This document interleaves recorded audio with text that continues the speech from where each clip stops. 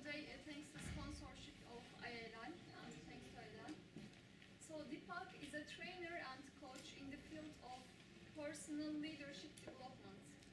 He has created his own training program to teach people what is needed to get to the next level in their career, health, finance, relationships, and any other area they want to improve. So I'd like to invite Diepak to get started as time is also running.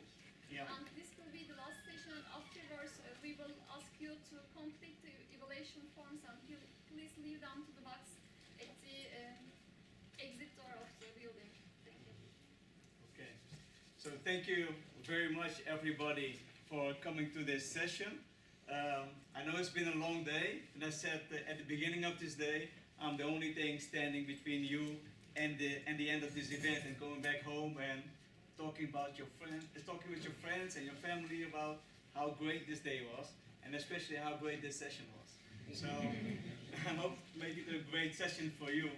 I have a few slides for you. I have to be here, I think. Right. So this is something about me.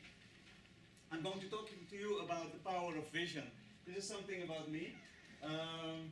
So actually, you did a great introduction already.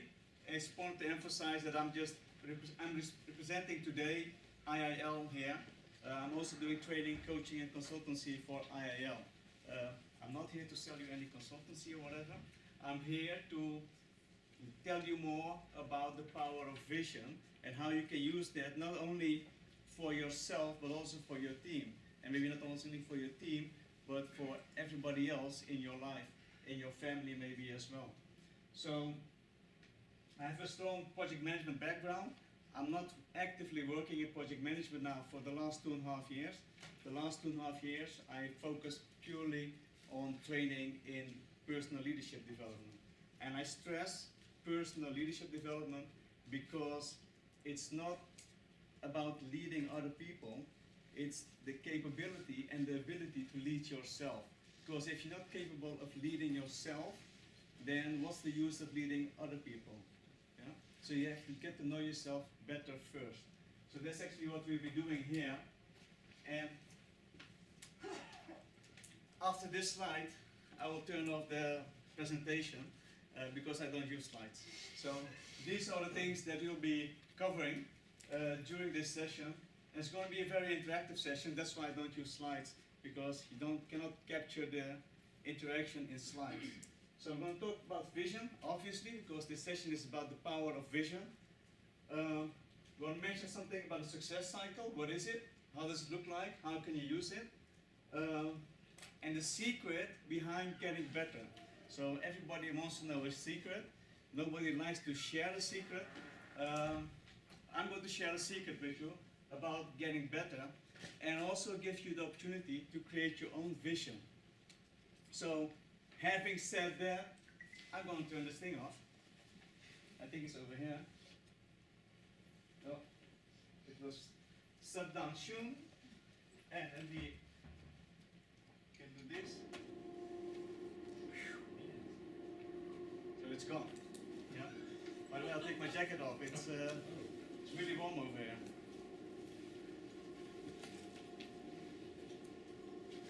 Now I have the option to use these things, or this, whatever. I don't know. Okay, so actually I have a challenge for you, because it's a challenge for me. Usually when I do a training, it's a full day training. And this is a part of the training, so we have to put things into context as well. So I only have about 1 hour left, or less than an hour left for you to do the presentation. So we'll see how to manage that part of the presentation. When I was, everybody who thinks they have a vision for their life? Okay, I see not everybody putting their hand up. And I'm here to tell you that everybody has a vision for their life. Everybody. The question is it a vision that you have created for yourself? Or is that a vision that is imposed upon you by your background, by your education, by your environment, What is it that makes you live the life that you're living? That's something that you have to think about. What is it? Now, in my situation, when I was studying, I thought like, if I get from school, the thing that I'm gonna do, I'm gonna work my ass off, and I'm going to be rich. I'm going to be rich. I'm going to be very, very rich. And I'm gonna make so much money. Now I'm gonna make everybody in my family, in my friends, I'm gonna make them jealous. And that's what I'm gonna do. I make a lot of money. And so I think I started working very late actually. I started working because at school I had to go to the Navy, and then I think 25, 26 years old before I started working. So, and my goal was to be a millionaire before I reached the age of 30. Yes. Sorry? Good question. At that time it was still guilders. I'm that old, yeah. And guilders, yeah. So I said, that's what I'm gonna do. So I started working for this big company, AT&T, and I had a good job, I thought. And I was working there, and I said, yes, I'm gonna do this, I'm gonna do that. And then after 2 years, I quit the job because it wasn't going to give me what I wanted to get out of it. So I left the job. Still pursuing the dream of being a millionaire before I'm 30. And then I became a father when I was 28. Okay, I have to spend time there. I cannot work that much anymore. So slowly, I saw my dream, my vision of becoming a millionaire by 30, getting further away and further away. And I wasn't really inspired to follow that dream. But I still kept that dream. It was somewhere there. And I'm at 30, then get it, okay, 40. Before I'm 40, I will do that. I was 40, I was not a millionaire yet. Oh my God, before I'm 50. I'm past 50 now, and I'm still not a millionaire. Okay, so somewhere down the line, I gave up the dream. Actually, I never gave up, I still never gave up.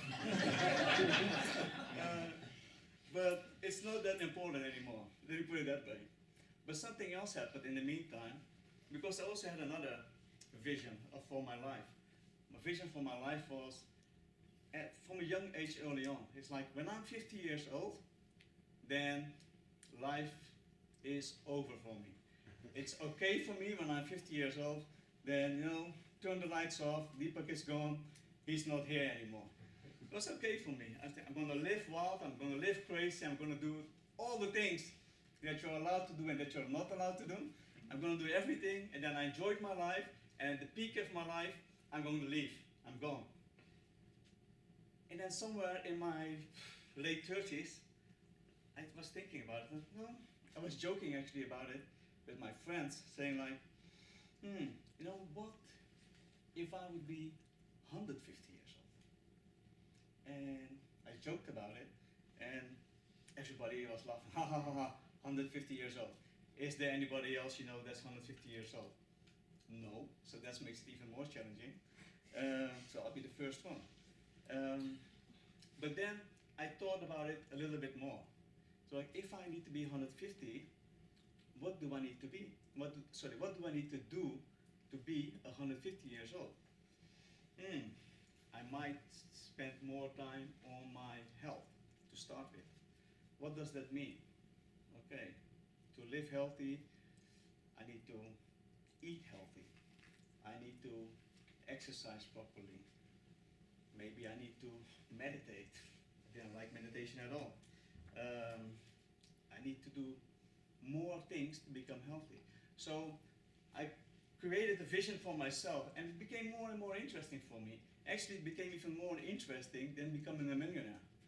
And for me, it was like, I have this vision there for myself. I'm going to be 150 years old. And everything in my life started to become focused around that. If I'm going to do this, is that going to help me to get to my vision, to my goal of being 150 years old? And, oh yeah, there was another thing. It was not only being 150 years old, it was also being able to do the same things that I was doing at that moment. So I was late 30s, I was doing everything. I would feel the same way as I was feeling at that moment. So no sickness, no health issues, nothing. And I would look as great as I would look when I was in my late 30s. So I think I managed that part. So actually, and that was also, there was an additional requirement for me for getting to 150, because to be honest, if you look at the old people that we have in society today, people can get very old. And the question is, are they getting old in a healthy way? What is the quality of life that they have? And for me, it was like, I want to have a maximum quality of life when I'm 150 years old. So that was something that was additional. So everything in my life, actually, because I had this goal, this vision for myself, I said, this is more important for me than anything else. And everything I started doing then was aligning to that purpose, to that goal, to that vision that I had for myself. So if I look at myself now, when I was in my late 30s, I couldn't run 20 kilometers because, you know, my knees started hurt, my back, I had back problems since I was 16 years old, something like that. So I said like, I had given up on that. But because I started focusing around my vision, the purpose that I had, I started looking for ways, how can I break through these limitations that I have created for myself. And I'm actually proud to say now that this year I completed my 3rd marathon already. And I'm able to do now things that I wasn't able to do when I was 38. I am at a weight and a body, the way I look anyway, is almost the same as when I was 18. So I have the energy and the physical capabilities of when I was 18, even better than when I was 38. So I've made changes because of that vision that I had for my life back then. And then sometimes I think about, yes, and I'm going to be a millionaire now. That will come for sure. I'm just wondering for you, what was I'm going to give you a minute to think about it. What was it for you that was your vision when you were young? I must say somewhere between 16 and 25 or something like that. What was that vision that you had for yourself? What was life going to be for yourself when you were going to be around 50 or something like that? Yeah? So some of you are maybe 50 now or past 50, or maybe you're just working towards the 50. So I'll give you a minute to think about it. And I'll be asking you in a minute also to share it with me. So go ahead, think about it.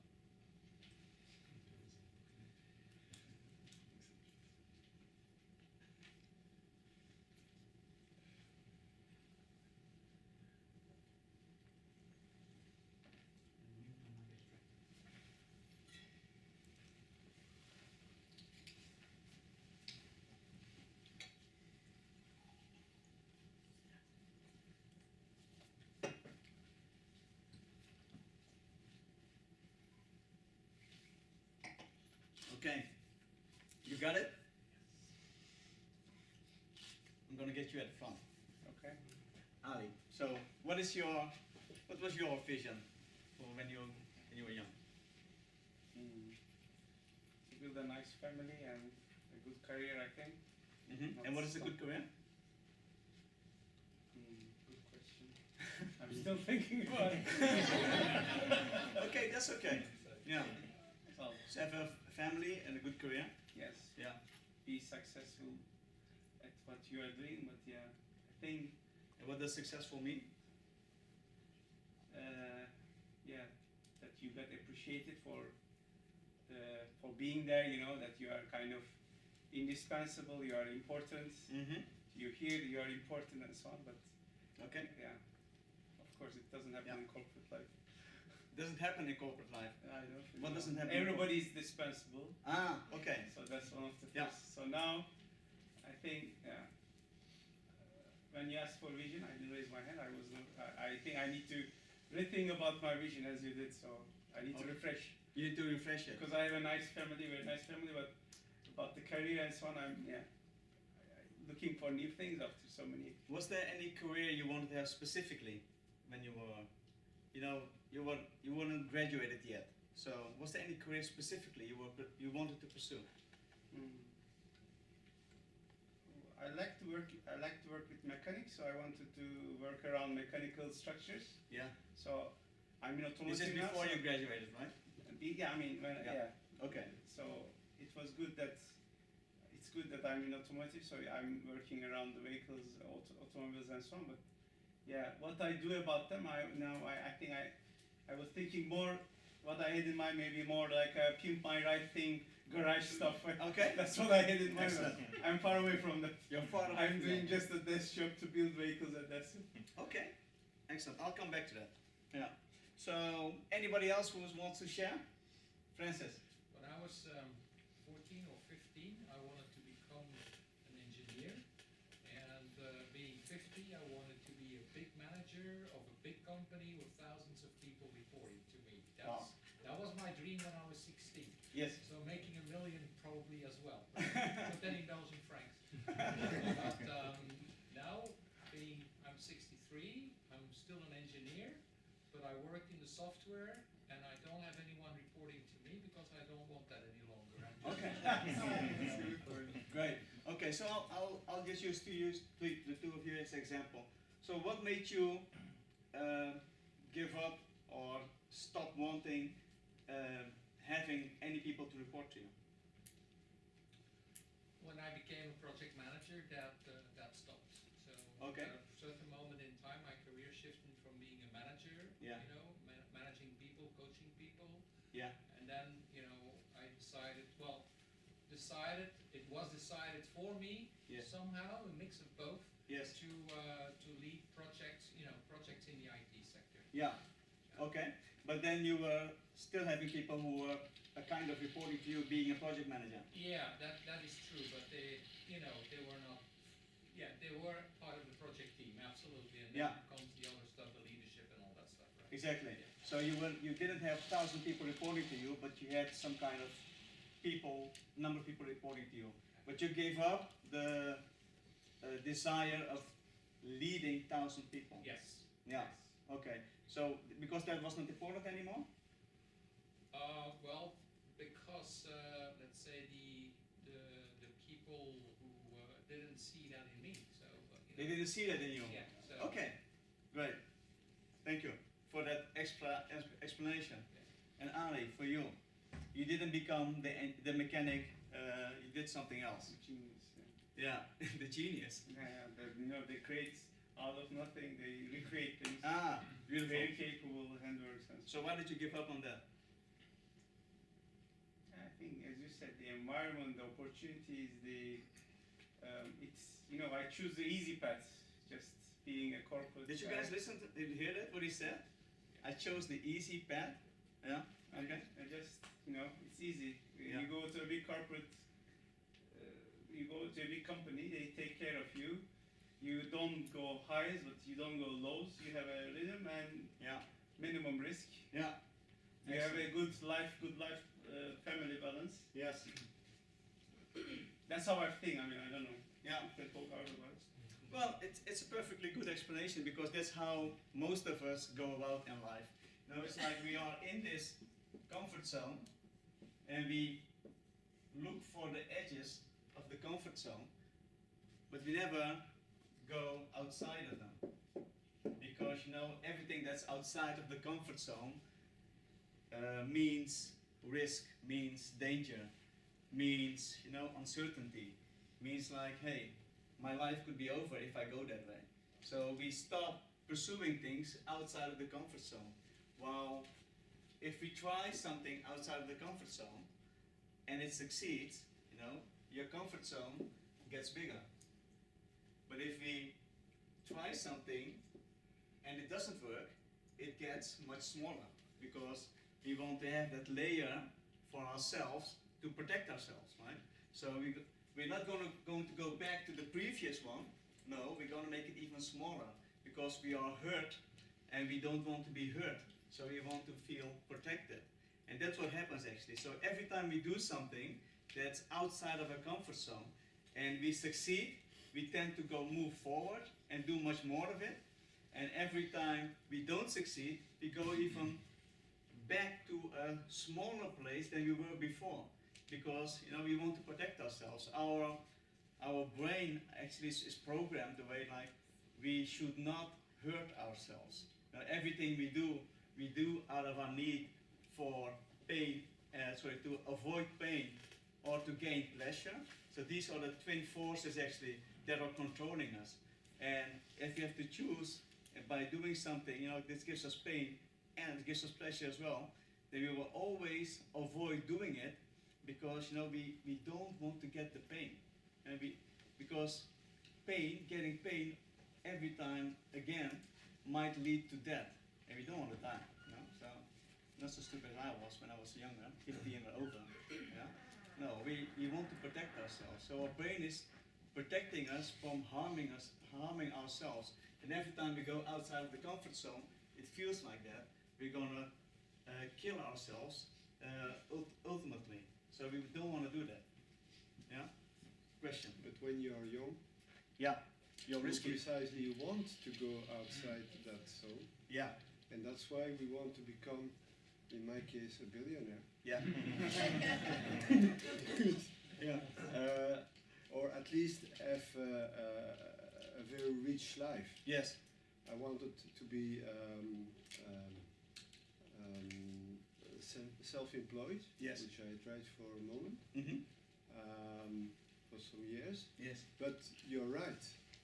When you go outside and it tends to be too difficult or too hurtful, yes, you come back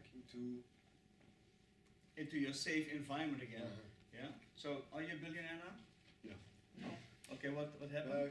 I have a good marriage.